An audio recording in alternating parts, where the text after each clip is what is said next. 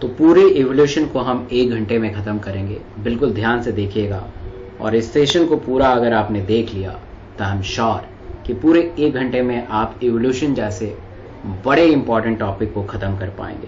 तो बिल्कुल फोकस बना के रखिएगा ताकि आप इवोल्यूशन को समझ पाएं। तो evolution, the history of life consist of the origin of life and evolution of life. यानी सबसे पहले ओरिजिन होगा अर्थ का, और उस अर्थ के ऊपर लाइफ कैसे आया उसके बारे में हम जानेंगे। There is a term is called evolutionary biology, which is actually the branch of the life science which is study the origin of life. आखिर लाइफ का ओरिजिन कैसे हुआ, and development of various type of organism upon the earth. The term evolution was given by Herbert Spencer, और evolution का term और evolution का definition exact किसी को भी नहीं पता है।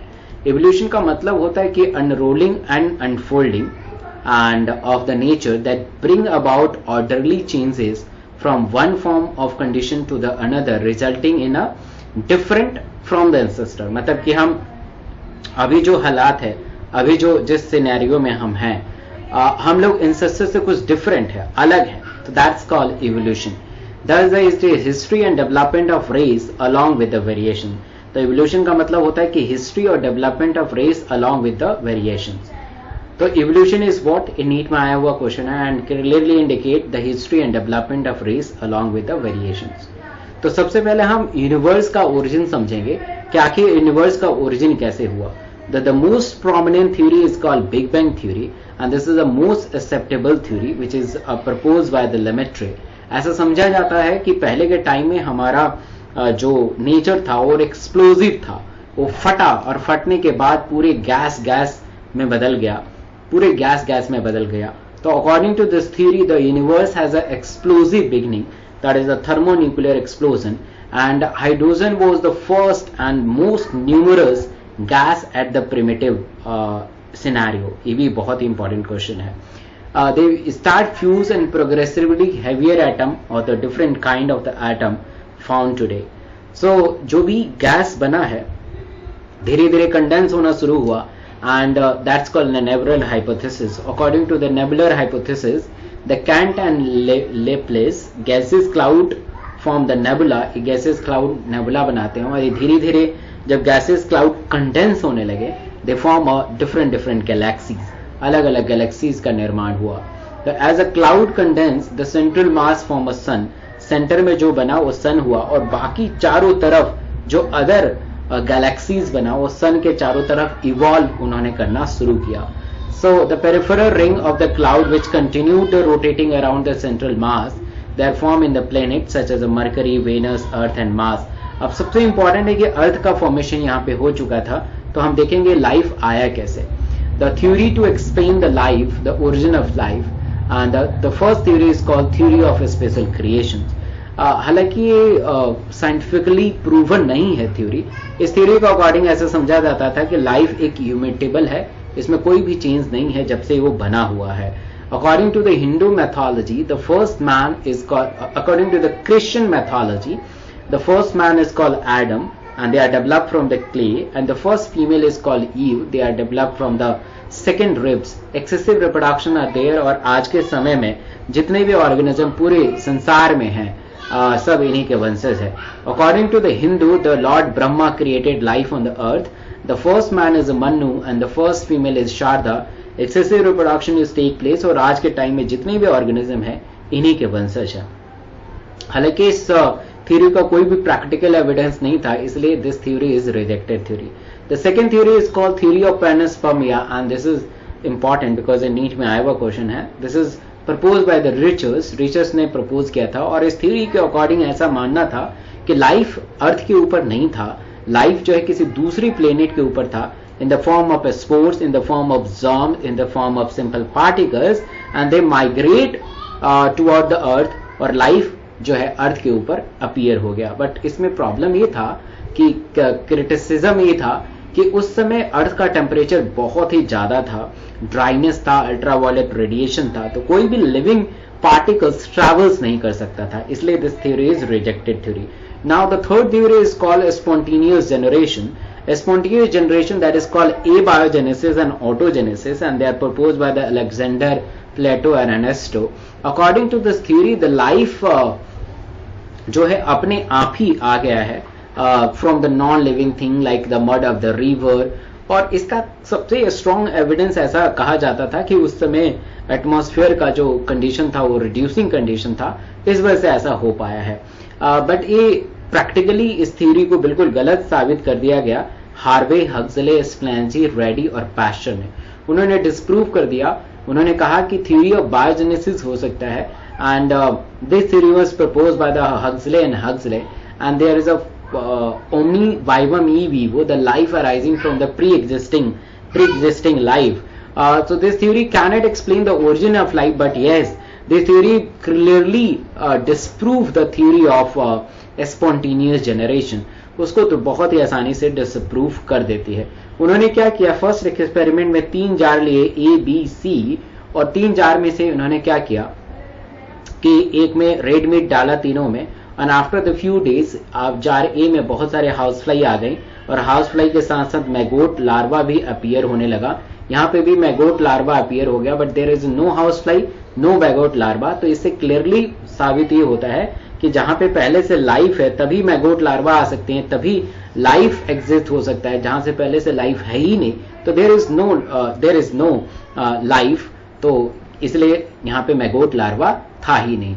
दूसरा अगर हम बात करें तो पैस्चर एक्सपेरिमेंट, पैस्चर ने भी सेम ही किया कि न्यूट्रिएंट सोल्यूशन लिया, उस न्यूट्रिएंट सोल्यूशन को उन्होंने गर्म करना शुरू किया, और जैसे जैसे गर्म हुआ तो फ्यूम से बहुत सारे एटमॉस्फेरिक बैक्टीरिया इस फ्यूम के मतलब कि इस स्वान नेक के पास एकत्रित हो गए, but they cannot enter because यहाँ पे कॉर्क वगैरह लगा दिया था। और जैसे ही इन्होंने स्वान नेक को तोड़ा तो बहुत सारे माइक्रो ऑर्गेनिज्म यहाँ पे ग्रो होने लगे। तो इट इज क्लियरली इंडिकेट कि लाइफ तभी आ सकता है जब पहले से लाइफ एग्जिस्ट हो, So now we discuss about the modern theory or O'Brien and Haldane theory. According to this theory, the life originated in the following stages. One is called atomic stages, molecular stages, simple organic compound stages, complex organic compound stage, and protocell and protobiont. इस theory के according ये बताया गया है कि life जो है छोटे छोटे स्टेजेस में इनका ग्रोथ हुआ है। एटम बने हैं, फिर मॉलिक्यूल्स बना है, फिर सिंपल ऑर्गेनिक कंपाउंड स्टेज आया, फिर कॉम्प्लेक्स ऑर्गेनिक कंपाउंड स्टेज, फिर प्रोटोबायोन्ट्स, फिर इससे प्रोकैरियोट, यूकैरियोट। तो लोगों ने बिलीव नहीं किया कि how it is possible, but actually the life is arising from this manner. We are chemically evolve and we have a certain evidence, क्योंकि हमारे बॉडी के अंदर बहुत सारे केमिकल्स हैं, तो हम लोग ऐसे ही आए हैं। According to this life, the life originated, according to this theory, the life originated on the early stage through the physiochemical process of the atom combining to form a molecules in the turn reactive to produce an inorganic and organic compound, और उसके बाद जो है बहुत सारे macro molecules में convert हो गए। ऐसा समझा जाता था कि सन का तो फॉर्मेशन हो ही चुका था, ओजोन नहीं था, hydrogen, carbon, oxygen, nitrogen atom के फॉर्म में अवेलेबल थे। Temperature of earth is approx 800 degree centigrade. All are atomic stage, hydrogen, ammonia and water is the first inorganic compound, और कोई भी फ्री ऑक्सीजन नहीं था। फिर इससे धीरे धीरे कंबाइन हुआ, मीथेन बना, methane was the first organic compound. बारिश हुई, पहाड़ के अंदर क्लोराइड और फॉस्फेट थे, amino acid, fatty acid, glycerol, purine. Amino acid से प्रोटीन आया, फैटी एसिड से फैटेज, कार्बोहाइड्रेट, सारे इकट्ठे हो गए, and they required a lot of year, million of years, they form a protobionts, and धीरे धीरे इनमें इवोल्यूशन हुआ and they form a eukaryote. तो this is a example of the chemical evolution which cannot occur under the present environmental condition, because उस समय जो condition था वो ऑक्सीडाइजिंग था, दे आर रिड्यूसिंग, बट इस समय का जो कंडीशन है ऑक्सीडाइजिंग है। The condition fit suitable for the origin of life only upon the primitive earth. इस समय ये possibility नहीं है। The ocean water rich in mixture of organic compound was termed as JBS Haldane, and they are also called hot dilute soup and prebiotic soup. इसको prebiotic soup भी कहा जाता है। Organic molecules accumulate in the water because their degradation was extremely slow. Degradation इसलिए slow था क्योंकि oxygen नहीं था, कैटलिस्ट नहीं थे, एंजाइम नहीं थे। Hydrogen atom were most numerous Even helium is also the most numerous and most reactive in primitive atmosphere. The first hydrogen atom combined with oxygen to form a water, but no free oxygen are there. No free oxygen was there. कोई भी free oxygen नहीं था. Hydrogen atom is also combined with the nitrogen, that is formed the ammonia, and so the water and ammonia were probably the first compound molecules on the primitive earth. This is a very important question और NEET में आया हुआ question है. The correct sequence of the manufacture of the molecules of organic compound of primitive earth is the water and ammonia, nucleic acid and protein. This is the correct option. Now we have experimental evidence. जो ये हुआ है वाकई सही है कि नहीं है, इसके एक्सपेरिमेंटल प्रूफ के बारे में समझेंगे. तो Miller and Urey experiment, this is very important experiment. Urey ने मिलर से कहा कि मिलर एक ऐसा अपैरेटस डिजाइन करिए जिससे हम ओपरिन और हेल्डेन के हाइपोथेसिस को कर पाए.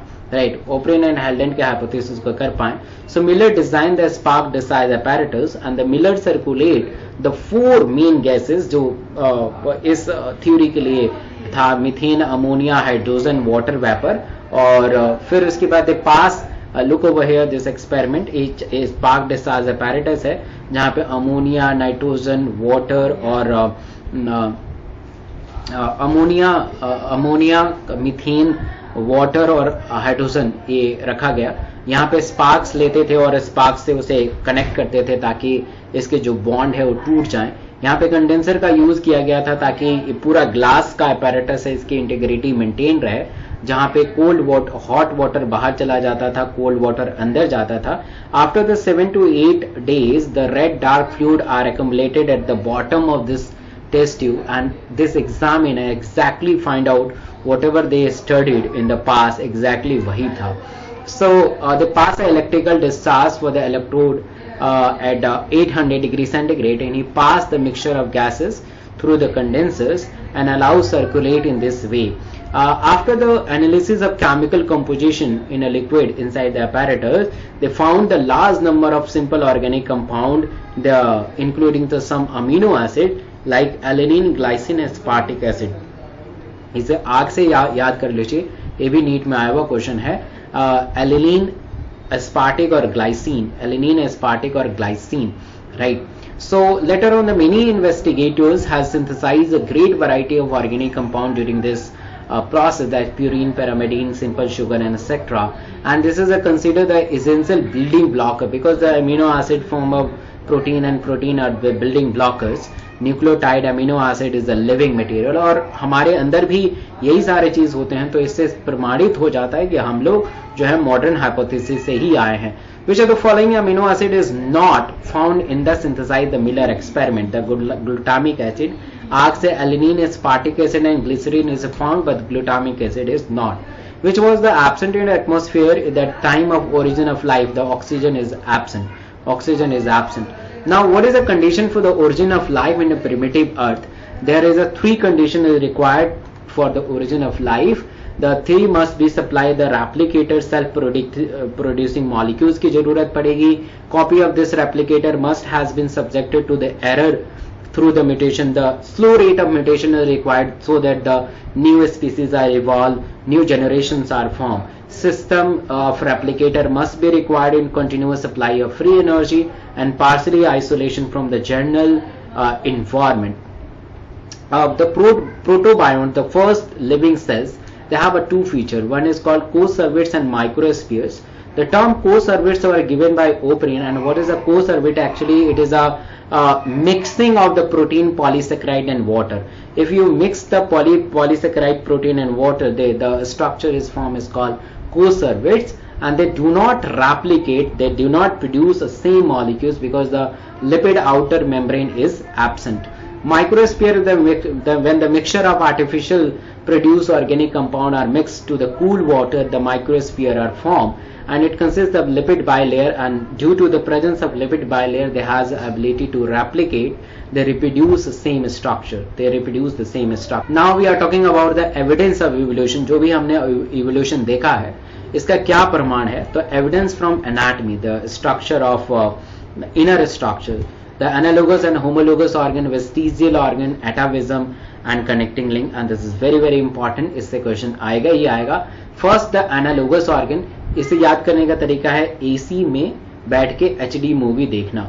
तो analogous organ show the convergent evolution, homologous organ show the divergent evolution. जब भी आपको एग्जाम्पल आए, जरूरी नहीं है कि जो आज एग्जाम्पल यहाँ देखेंगे वही एग्जैक्टली पूछा जाए, ये जरूरी नहीं है। तो इसको याद करने का तरीका है see the structure first, see the structure, see the function first, see the function first.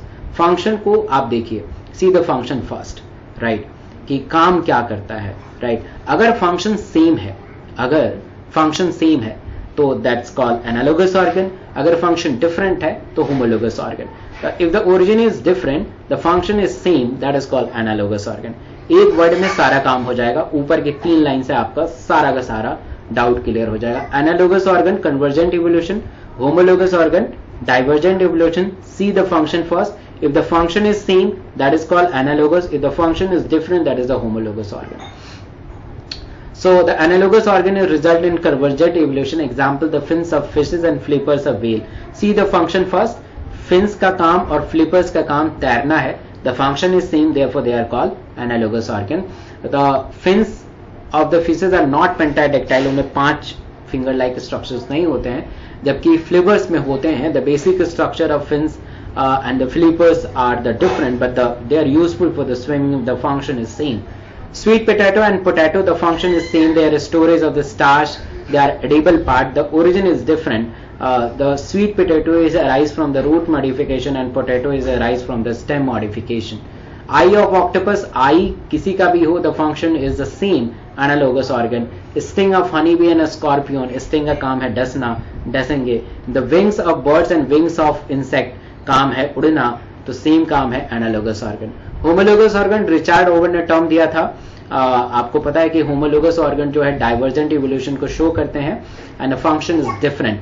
The thorns of bougainvillea and टेंडल्स of Cucurbita, thorns जो कांटे कांटे होते हैं, इनका काम अलग है, ट्रांसपिरेशन को रिड्यूस करते हैं, जबकि टेंडल जो है आपको सपोर्ट देंगे तो उस पर क्लाइंब कर जाएंगे। The function is different, therefore they are called homologous organ. Forelimbs of frog, lizard, pigeon, mole, bat. Forelimb मतलब आगे का पैर, आगे का पैर फ्रॉग का जो है लूपिंग करने में है, लिजार्ड का जो है क्रीपिंग करने में है, पिजन का उड़ने में है, हाथ ह्यूमन का जो है किसी को ग्रैप्स करने में है। The function is different, therefore they are called homologous organ. The wings of birds and wings of insect, the wings का काम है उड़ना, the function is same, the function is same, is called analogous organ. Analogous organ is show the convergent evolution. Analogous organ show the convergent evolution. Option is D. Forelimb of cat, lizard used for the walking, the function are different, the homologous organ. The thorns of bougainvillea and tendrils of cucurbita, see the function first. The thorns having the different function, tendril having the different function, they are the homologous organ. Homologous organ. Now we have a vestigial organ, the organ which is present inside the body but they are non-functional, they are reduced in size.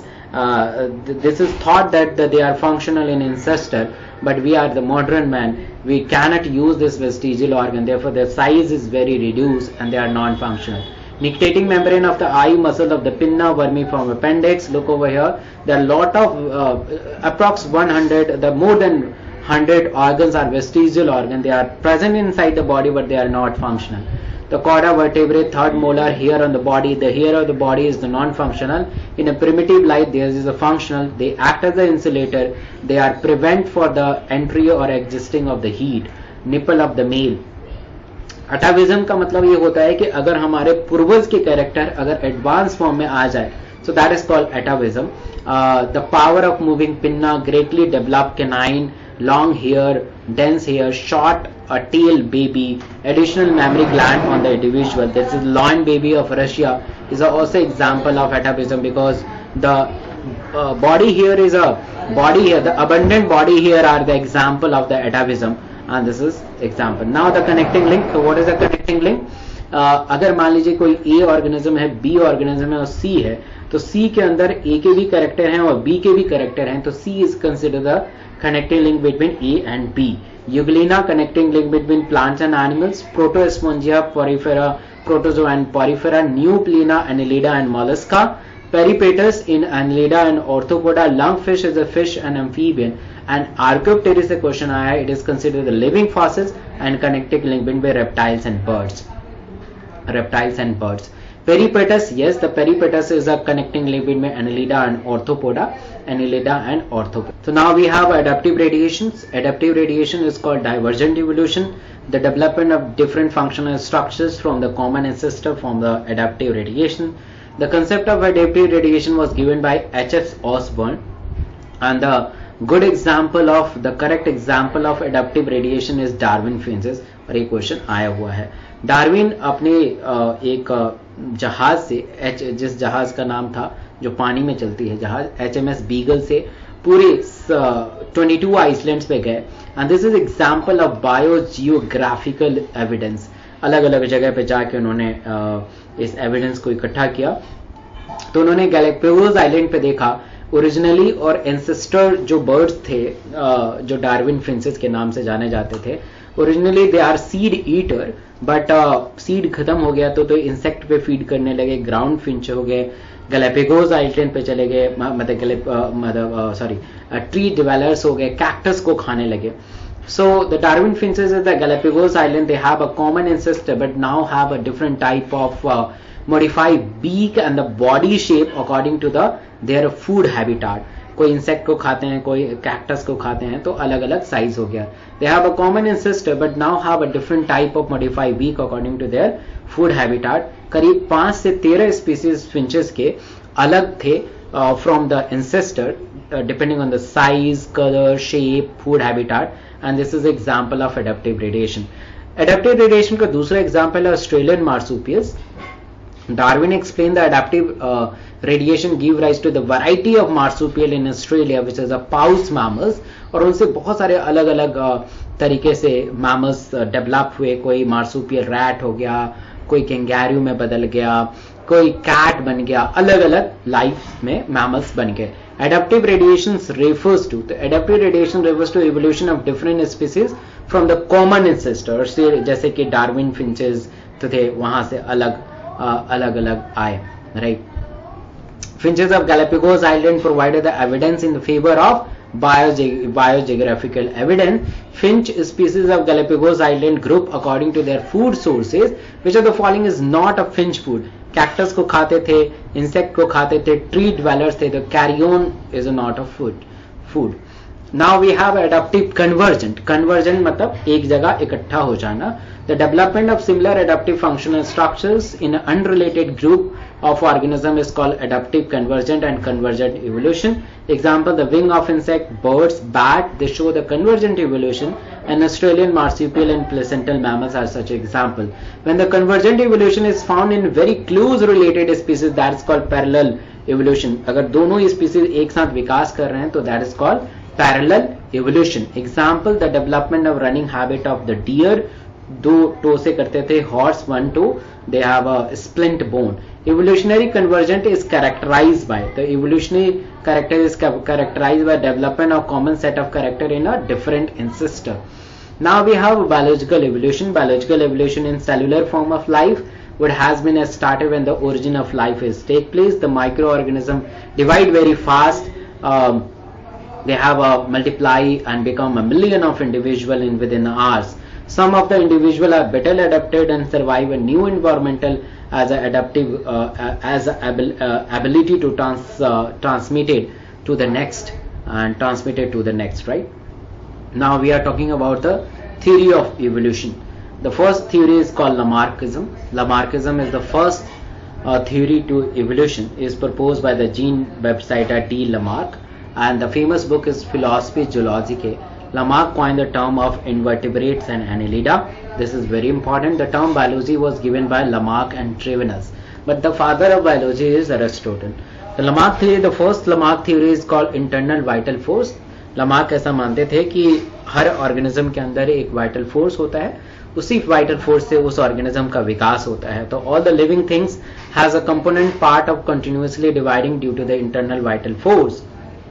And the use and disuse theory, Lamarck ऐसे मानते थे कि जो भी organism अपने organ को ज्यादा से ज्यादा यूज करेगा वो ऑर्गन ज्यादा डेवलप होगा, और अगर कम करेगा तो कम डेवलप होगा, ठीक है, कम डेवलप होगा।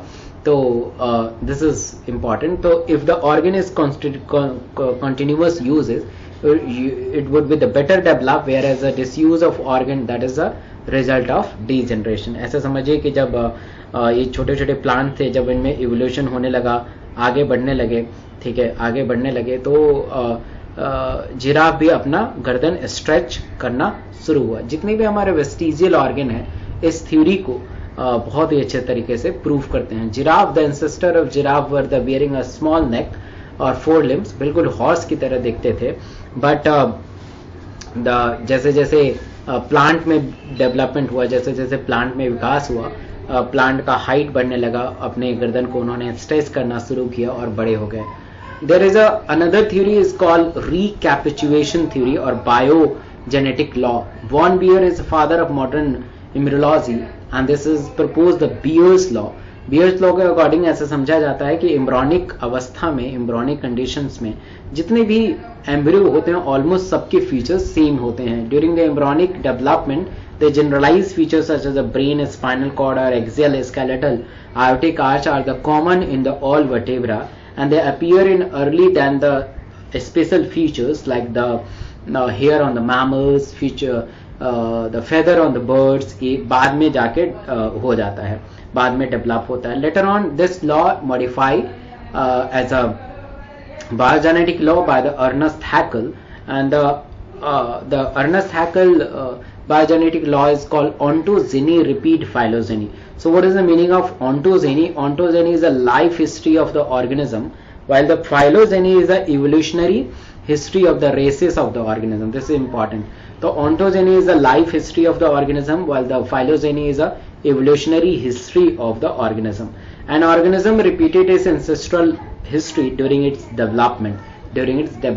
Example, the development of frog as a fish-like tail larva to that tadpole, क्योंकि एम्फीबियन जो होते थे, इससे ये प्रूव होता है कि the frog has become evolve from the fish like ancestor, क्योंकि फ्रॉग के जो लार्वा होते हैं, tadpole, exactly look like the fish की तरह होते हैं, क्योंकि इसमें टेल भी होता है, गिल्स भी होता है, पानी में वो तैरते हैं. प्रोटोनीमा जो होता है, एक छोटा सा स्पोर होता है, एक कंडक्टिंग और क्रीपिंग पार्ट होते हैं और ग्रीन पार्ट होते हैं, उसके ऊपर प्लांट आ जाते हैं, उसमें मेल पार्ट, फीमेल पार्ट होते हैं. इससे ये सिद्ध होता है कि जो ब्रायोफाइटा, टेरिडोफाइटा है, वो एल्गी से आया है, मॉसेस से आए हैं. ठीक है, तो एंसेस्ट्रल चीजें सारी सेम है और उसमें धीरे धीरे उसमें आगे विकास हुआ है. There is another theory is called the theory of germplasm. August Weismann ने ये थ्योरी दिया था. That's theory of continuity of germ plasm. According to the Weizmann, the character influencing the germ cells are only the inheritance, and new Lamarckism environment does influence the organism and changes heredity. At least some of the variation acquired by the individual can be passed through the offspring, but according to Hugo de Vares, the character which is acquired which is cannot pass into the offspring. तो ये थोड़ा debate वाला प्रश्न है. Internal vital force they do not play a role in evolution. इससे evolution नहीं हो सकता है. The Hugo de Vares कहते थे कि slow rate of mutation is required for the evolution. The slow rate of mutation is required for the formation of new species. Only those variations are passed into the offspring which also affect the germ cells, where the somatic cells give rise to the germ cell as well. So mechanism of evolution. Now the question arising, what is the origin of variation? आखिर ये variation हो रहा है तो क्यों हो रहा है, इसके क्या root causes हैं, and even the Mendel, Darwin, बड़े साइंटिस्ट फेल हो गए. The correct answer is given by Hugo de Vares. So the original variation is the mutations. The Mendel also mentioned about the inheritable the causes of variation is a factor, and Darwin could not explain, क्योंकि Darwin जिस वक्त काम कर रहे थे उस समय Mendel भी काम कर रहे थे, तो डार्विन को जेनेटिक्स के बारे में बिल्कुल नॉलेज नहीं था. So therefore the credit goes to Hugo de Vares. He worked on the evening primrose. So Mendel has also mentioned the inheritable factor influencing the phenotype. Darwin could not mention this observation, और इसका पूरा का पूरा credit जो है ह्यूगो de वैरिस को गया था. उन्होंने इवनिंग प्राइमरोज पे काम किया था, उन्होंने काम किया था. That is a 4 o'clock plant. तो Hugo de Vries rediscovered the Mendelism. According to him, the new species are not formed by the continuous variation, तो नए स्पीसीज जो है स्लो रेट ऑफ म्यूटेशंस के वजह से बनते हैं. And his experiment on the Inothera lamerikiana, that is the evening primrose.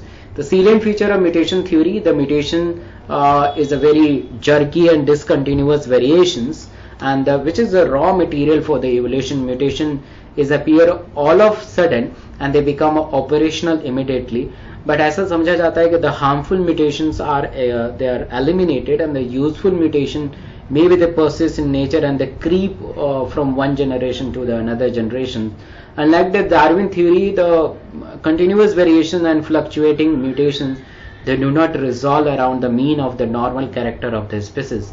So all mutation are inheritables. Useful mutation are selected by the nature, and the lethal जो जानलेवा mutation है, they can be eliminated. However, the useless or less harmful ones can be persist in the progeny, and the accumulation of variation produce a new species, and sometimes the new species are produced from the single mutation. So evolution is very jerky, discontinuous process. We cannot imagine what will be happen in the next generation. We cannot assess and we cannot predict. So evolution का इसलिए कोई भी हमें exact definition नहीं है. So natural theory or survival of fittest, that survival of fittest was given by the Darwin, and it is noted that the only survival of fittest is not enough. But the all organisms should be adapted or change themselves according to the change in the conditions of the environment, and because the environment is always changing in nature, so the struggle for the existence is formulated by the Darwin, and this is the most acceptable. हालांकि survival of fittest is also most important, but the survival of fittest से important है struggle for the existence. जो struggle करेगा वही exist करेगा. There are the three type of struggle. One is called intra-specific. Intra-specific का मतलब होता है, intra-specific struggle का मतलब होता है कि same species में अगर struggle हो for the same food, for the shelter, for the breeding, human bar is such an example. Inter-specific अगर डिफरेंट स्पीसीज में अगर स्ट्रगल हो फूड के लिए, शेल्टर के लिए, तो दैट इज कॉल्ड इंटर-स्पेसिफिक. और इन्वायरमेंटल स्ट्रगल का मतलब है कि हम अगर बाढ़ से परेशान हैं, बहुत ही बारिश से परेशान है, सूखे से हैं, गर्मी से है, किसी बीमारी से परेशान है, तो that is called environmental struggle. So now we are talking about the example of natural selection. The selection are the two type. One is called artificial selection and other is called natural selection. Artificial selection मतलब selection by the human itself. अगर 3 गाय है और एक गाय 10 litre, दूसरी गाय 20 litre और तीसरी गाय 30 litre दूध दे रही है, तो मैं तीसरी गाय को सिलेक्ट करूंगा. तो selection by the human itself, but the selection by the nature, that is called natural selection. जब DDT का आविष्कार हुआ था तो DDT सारे इंसेक्ट को मार देता था, बट कुछ इंसेक्ट बच जाते थे. लोगों ने पूछा कि ये इंसेक्ट बच कैसे गए, तो that's called a natural selection, because this selection by the nature ने उसे सेलेक्ट किया है. But Hugo de Vries correctly explain कि आखिर ये 2 लोग बच कैसे गए, 2 स्पीसीज बच कैसे गए. So this is Hugo de Vries the correct statement are the mutation is pre adaptive in nature. पहले से ही एडप्टिव होते हैं, अगर कंडीशन आएगा तो वो चेंज होने की वजह से उनमें रेजिस्टेंस डेवलप हो जाता है. तो रेजिस्टेंस टू द पेस्टिसाइड और antibiotic, the DDT as an effective insecticide against the household pests such as the mosquito, housefly, body race, etc. Within the 2 or 3 years, the introduction of these insecticides, the new DDT resistance of mosquito are appear in the population. According to the natural selection theory, these variations are continuous and they are helpful to the adaptation of the organism toward the surrounding. आखिर ये 2 mosquito 3 mosquito और आपके time में 50% जो है mosquito बच जाएंगे. ऐसा क्यों हुआ? क्योंकि उनमें वेरिएशन आया, उसमें चेंजेस आया, और ये वेरिएशन अपने इन्वायरमेंट को अडॉप्ट कर रहे हैं. और ह्यूगो डे वेरिस ने उसी समय कहा था कि the slow rate of mutation is very required to the change to formation of new species, और इसी का आंसर है. Now we have a Hardy Weinberg equilibrium. इससे प्रश्न मतलब कि इक्वेशंस वाले कम पूछे जाते हैं. वैसे अगर पूछे भी जाएंगे तो आप बहुत ही आसानी से सॉल्व करोगे. p² plus q² plus 2pq is equal to constant. एक कांस्टेंट रहता है, उसी के आधार पे आप कर सकते हैं. ये होमोजाइगस है, ये होमोजाइगस डोमिनेंट है, होमोजाइगस रिसेसिव, ऐसे आप कर सकते हैं. They are proposed by the G.S. Hardy and Weinberg, and they describe the theoretical situation और एक चीज आपको ध्यान रखना है कि हार्डी विनबर इक्विलिब्रियम जो होता है, जहां पे कोई भी चेंजेस ना हो वहां पे रहता है, कोई भी चेंजेस ना हो वहां. Now according to the natural selection theory, the theory which is this is a variation that are continuous and helpful for the adaptation in helpful for the adaptation of the individual toward the surrounding. Hardy-Weinberg equilibrium, they are proposed by the G.S. Hardy and Weinberg, and they describe the theoretical situation with the pollution are not, मतलब कि population में changes नहीं हो सकते हैं.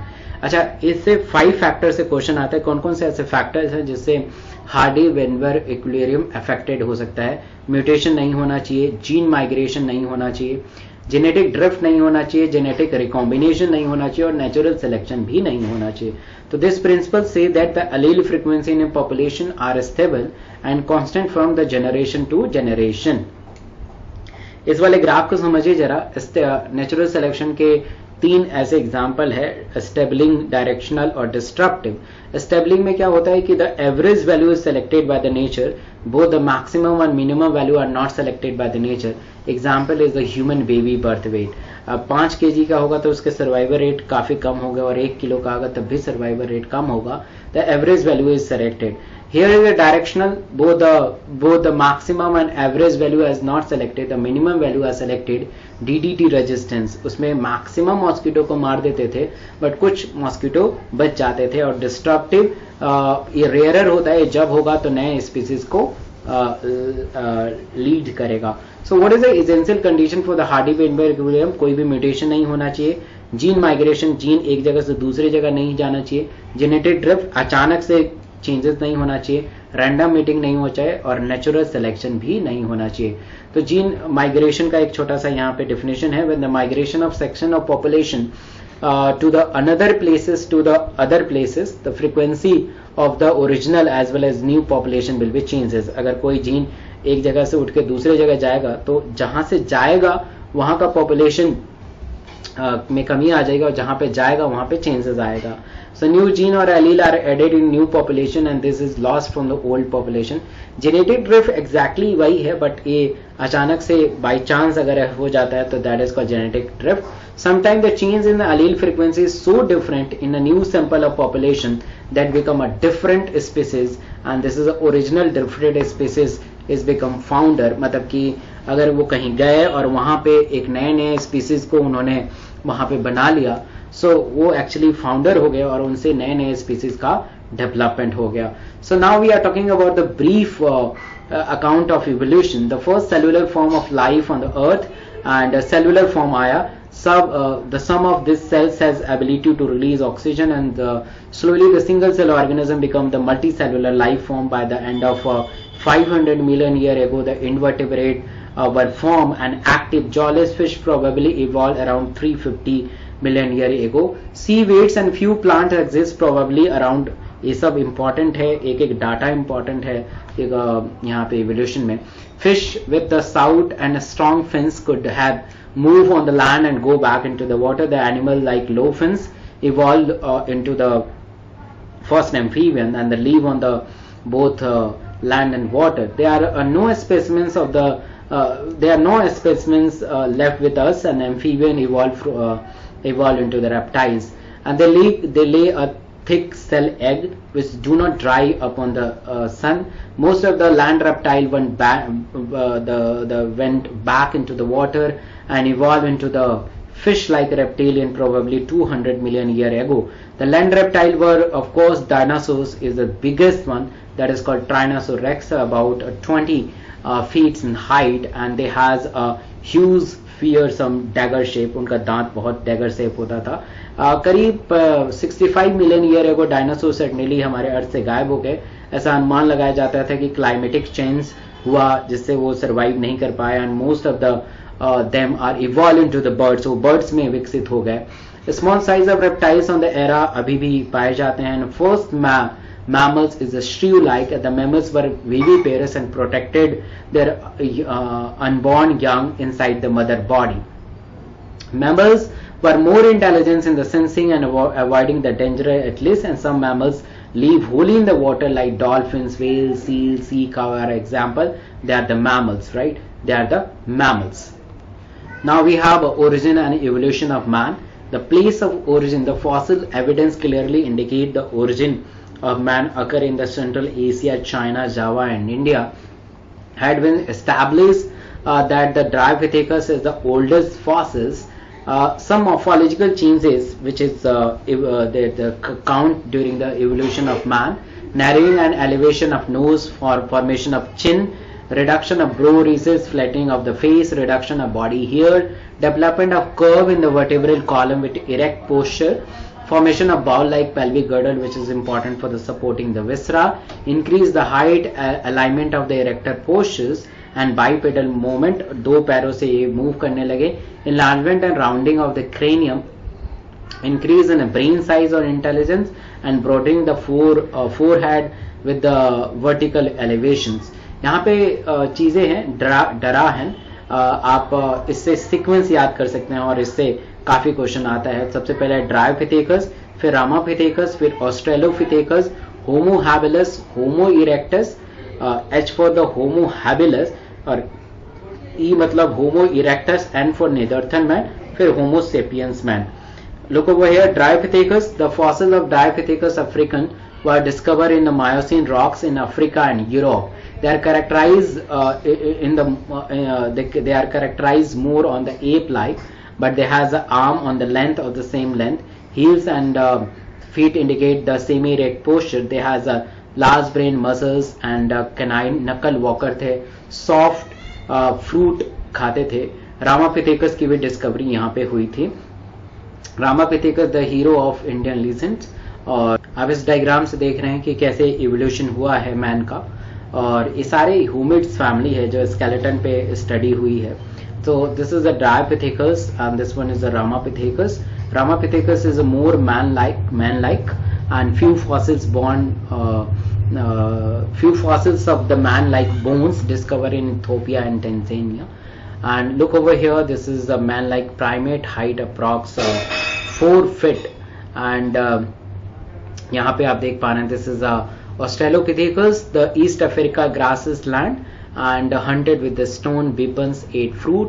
Homo habilis, the first man is homid, brain capacity is 650 to 800 cc. They did not eat fruit, that is a Homo habilis. Look over Homo habilis.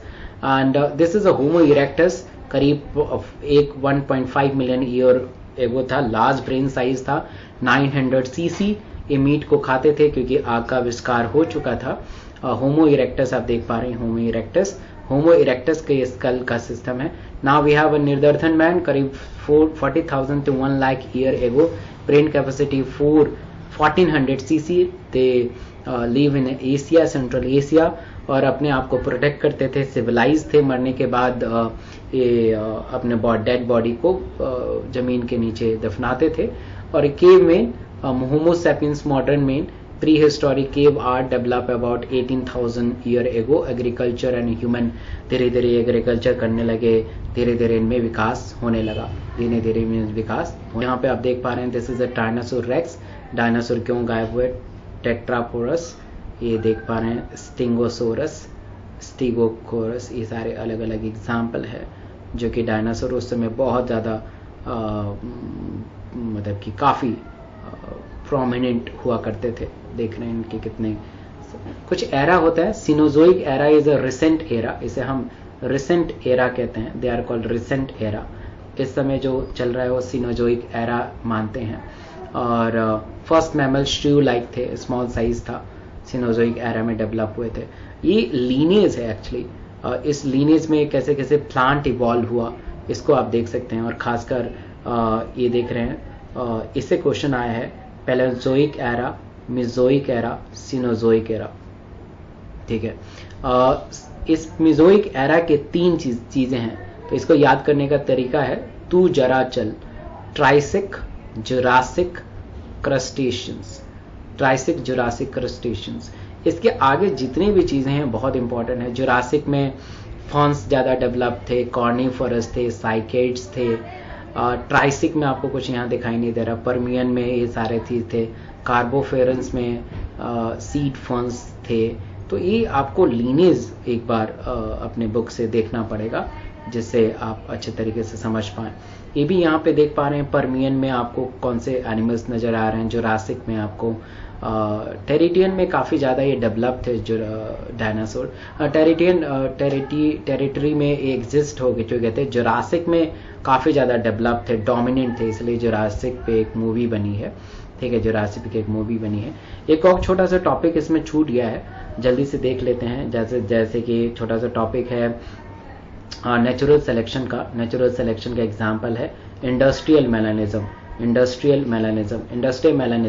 और ये moth पे स्टडी किया था। मॉथ का नाम होता है बिस्टन बिटुलेरिया। तीन तरह से था।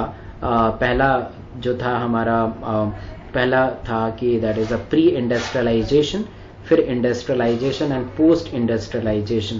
प्री इंडस्ट्रियलाइजेशन में जो था प्री इंडस्ट्रियलाइजेशन में जो सारे प्रोसेस थे वो क्या था कि उसमें कोई भी चीज़ नहीं था। मतलब प्री इंडस्ट्रियलाइजेशन में पोल्यूशन एब्सेंट था। The pollution is absent. और तो लाइकन ग्रो करते थे। तो जो प्रीडेटरी बर्ड्स थे, क्योंकि मॉथ दो कलर के होते थे, black colour and white colour, the black colour moth and white colour moth. ठीक है, तो यहाँ पे लाइकन कवर था तो ब्लैक कलर विजिबल होते थे और ब्लैक कलर को खाते थे। यहाँ पे लाइकन डिसअपियर होगा because the lichen is pollution indicator, तो डिसअपियर हो गया तो कलर जो ट्रंक का है ब्लैक हो गया, तो ब्लैक कलर दिखाई नहीं देते थे, व्हाइट कलर दिखाई देते थे। तो जितने भी प्रेडेटरी बर्ड्स थे वो व्हाइट कलर वाले मॉथ को खाते थे। तो दे आर नेचुरल सिलेक्शन, क्योंकि नेचर उसे सेलेक्ट करती है। तो I end this session, entire evolution is just 45 minutes. I hope कि इस सेशन को आपने एंजॉय किया होगा और आपको इस सेशन बहुत ही अच्छा लगा होगा। तो अगर अच्छा लगा होगा तो इस सेशन को लाइक ज़रूर कीजिएगा। जब आप लाइक करते हैं तो मेरा मनोबल बहुत ऊंचा चला जाता है और कुछ ऐसी अद्भुत करने का मन करता है। और अगर आप नए हैं तो ऐसे अद्भुत वीडियो को देखने के लिए इस चैनल को जरूर सब्सक्राइब कीजिएगा। जो रेड वाला बटन है उसको दबा दीजिए और बेल आइकन को भी दबा दीजिए ताकि आपको नोटिफिकेशन मिलते रहे। और इस वीडियो को जरूर अपने फ्रेंड के साथ शेयर करना चाहिए ताकि आपके फ्रेंड्स भी उससे फ़ायदा उठा सकें। Thank you so much.